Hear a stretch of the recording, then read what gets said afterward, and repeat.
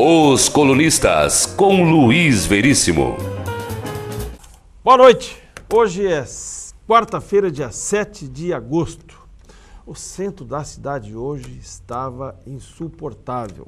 O trânsito lento, as filas nos bancos enormes e eu tive que pagar a minha conta do celular, que estava vencendo, e fui enfrentar fila até mesmo para entrar no caixa eletrônico. Porque eu esperei no caixa, na agência HSBC da João Colim, esperei no caixa.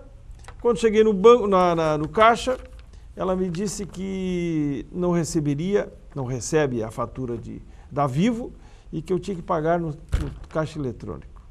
Enfrentei a fila por nada e fui no caixa eletrônico para pagar a minha fatura de telefone celular. Mas é o período que a cidade ferve, é o período do recebimento e do pagamento. Até o dia 15 e 16, a situação não vai mudar.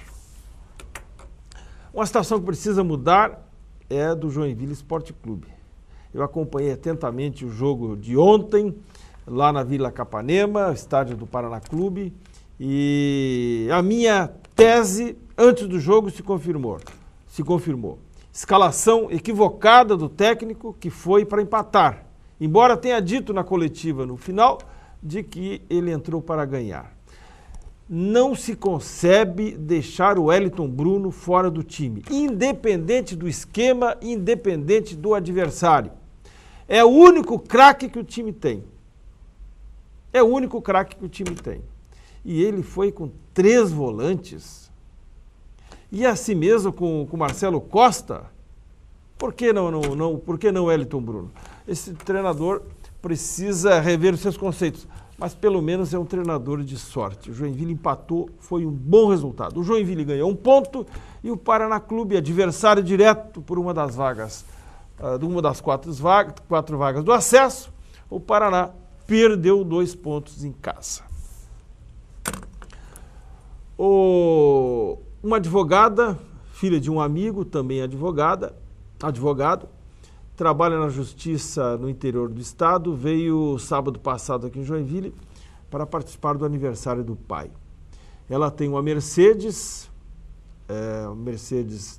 do ano, não muito velha, uma Mercedes nova, e na rua Concórdia, ali na Anitta Garibaldi, acabou colocando o carro, bateu o carro num paralelepípedo solto. A Mercedes é um carro muito baixo, fabricada para ruas asfaltadas, para os países que têm asfalto, e a Mercedes não conhece o paralelepípedo. Bateu, como o carro é automático, a caixa estragou o motor, enfim, prejuízo avaliado pela DVA de Blumenau de R$23 mil.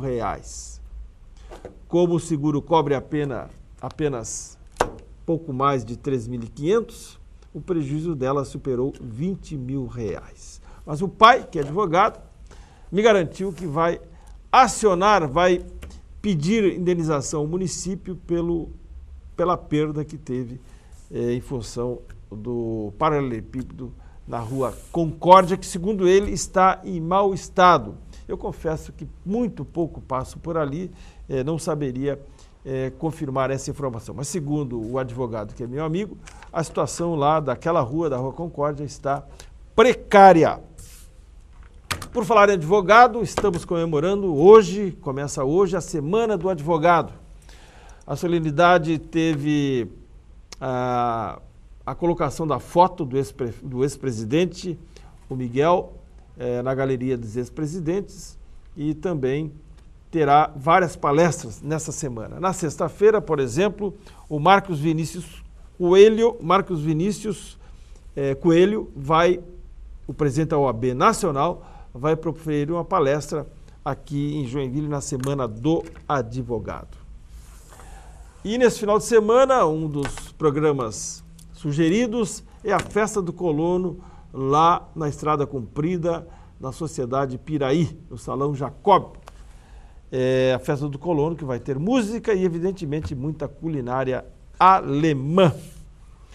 E continua ainda a pergunta: Para onde vai o vereador Patrício Destro? Ele já comunicou oficialmente o PSD de que vai deixar o partido.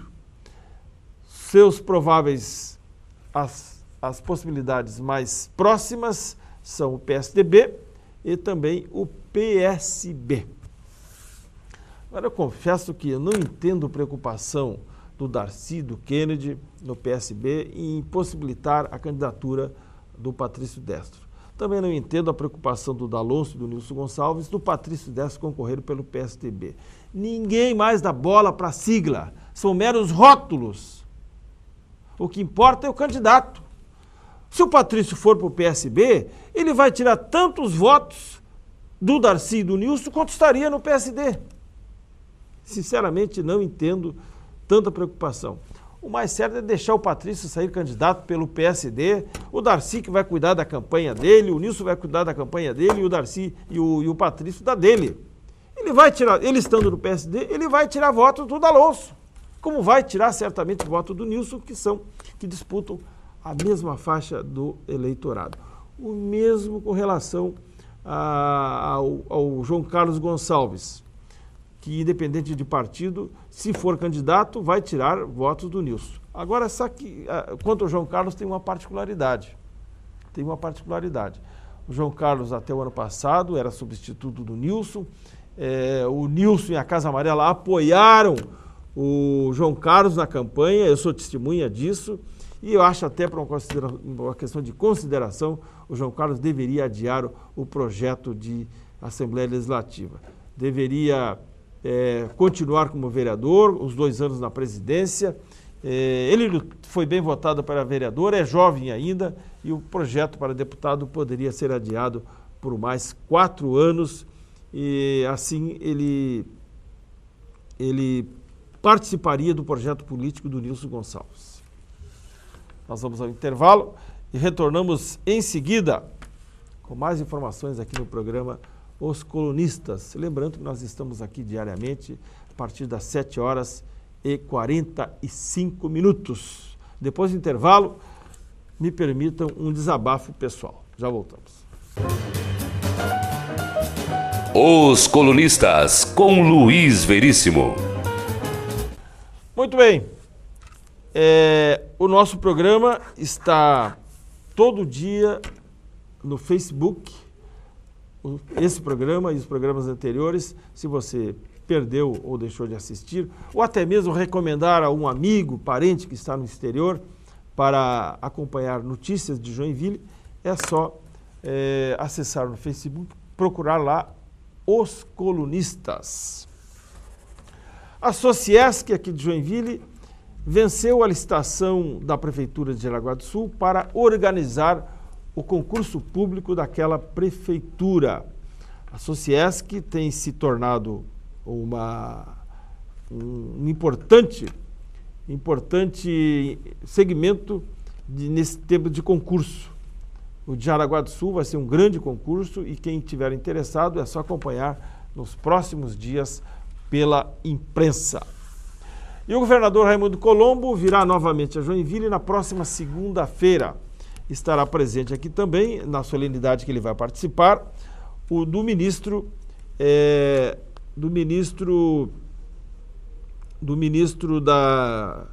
Marcos Raupp, da Ciência, Tecnologia e Inovação. O governador Raimundo Colombo estará aqui no final da tarde e certamente antes vai liberar recursos aqui para o município, finalmente aqueles 14 milhões para o Complexo Emergencial Ulisses Guimarães, ali ao lado do Hospital Municipal São José. Eu ontem recebi a notícia da morte do engenheiro Fernando José Camacho. Eu o conheci há muito tempo, quando ele tinha uma empresa de engenharia ali na Rua São Paulo, na Zona Sul. Depois ele foi trabalhar na Engepasa e mais tarde como assessor da SDR e também como diretor-geral do Porto de São Francisco do Sul.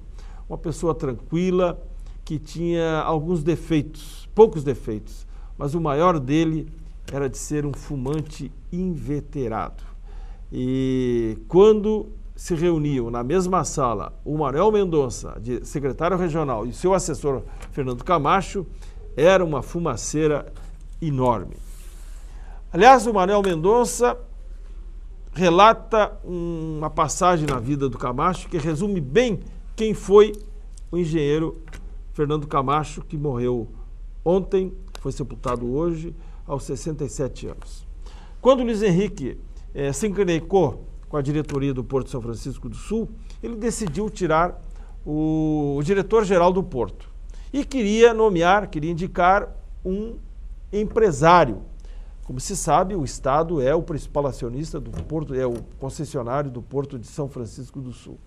E o Manuel convenceu o Luiz Henrique e nomeou o Camacho para diretor do Porto. O Porto, lá em São Francisco, é uma reserva de mercado do pessoal de lá.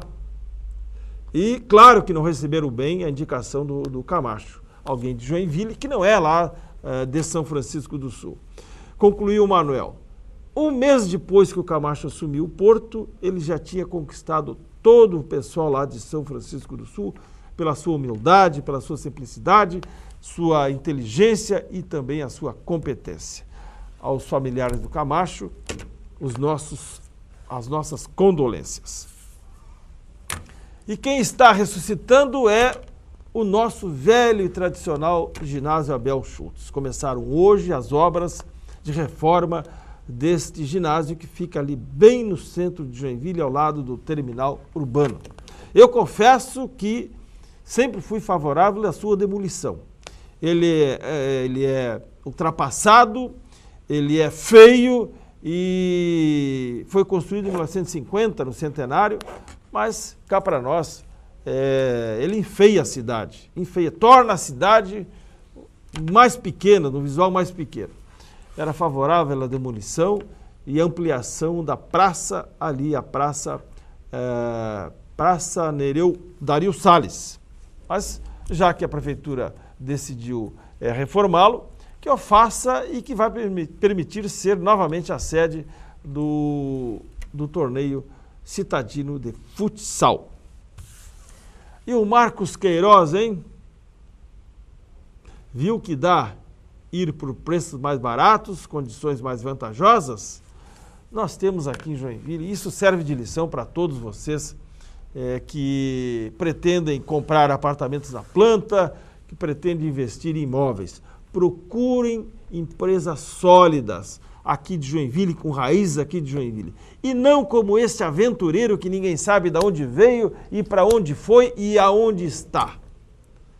Teve gente que levou um calote de mais de 30 mil reais e gente que negociou terreno em troca de apartamentos e que jamais vai recuperar. Esta hora ele deve estar no exterior com muitos dólares para gastar e retornar ao Brasil daqui a um tempo para aplicar novo golpe em outras paradas. Tenham todos uma boa noite. Voltamos amanhã com o programa Os Colunistas. Até lá. Os Colunistas com Luiz Veríssimo.